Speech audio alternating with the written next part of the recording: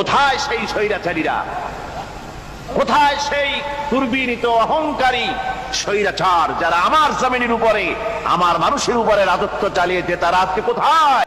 শুনতে থাকুন। 5ই আগস্টের পর থেকে আল্লামা সাঈদীর সমস্ত কথা কিভাবে হুবহু মিলে যাচ্ছে। কোথায় সেই অহংকারীরা? আল্লাহ পাক সেদিন যে বলবেন, সেদিন তো বলবেন, কিন্তু দুনিয়ার মাঝেও স্বৈরাচার যারা, অহংকারী যারা, তাদের শাস্তি পৃথিবীর বুকেও দেন, আর সেদিন তো দিবেন। সম্পূর্ণ ভিডিওটা দেখে।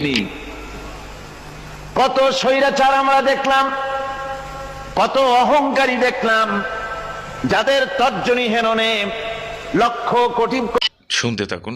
সব কোটি মানুষ উঠতো আর বসতো। তাদের জিল্লাতির সঙ্গে আল্লাহ রব্বুল আলামিন কতজনকে বিদায় করে দিলেন। ফুলের মালা নিয়ে কুলাতে পারে নাই, পা থেকে শুরু শুনতে থাকুন করে গলা পর্যন্ত ফুলের মালা দিয়া ডুবাই দিল ভক্তরা। আবার আল্লাহ রব্বুল আলামিন এমন শাস্তি দিলেন, ফুলের মালার পরিবর্তে শুনতে থাকুন সেই জুতার মালা নিয়ে জেলের মধ্যে ঢুকাইয়া দিলেন। ঠিক কিনা গণ? অহংকারী আর স্বৈরাচার যারা হয়, আল্লাহ পাক এভাবে তাদের দৃষ্টান্ত দেখিয়ে দেন। আমরা কত দেখলাম, 9 বছরের রাজা, 10 বছরের সাজা। পৃথিবীর মুখে যারা অহংকার শুনতে থাকুন শেষ করে, যারা স্বৈরাচার হয়, আল্লাহর আইনকে যারা বৃদ্ধাঙ্গুষ্টি প্রদর্শন করে, আল্লাহ পাক তাদের জমিনেও দেখান।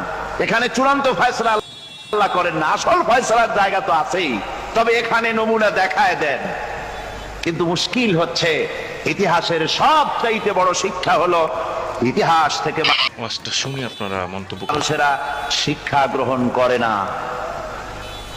একজনে যে কাম করে বিপদে পড়ে, আর একজন এসে আবার সেই পথেই অগ্রসর হয়, মৃত্যুর পথে। নিশ্চিত মৃত্যুর পথে।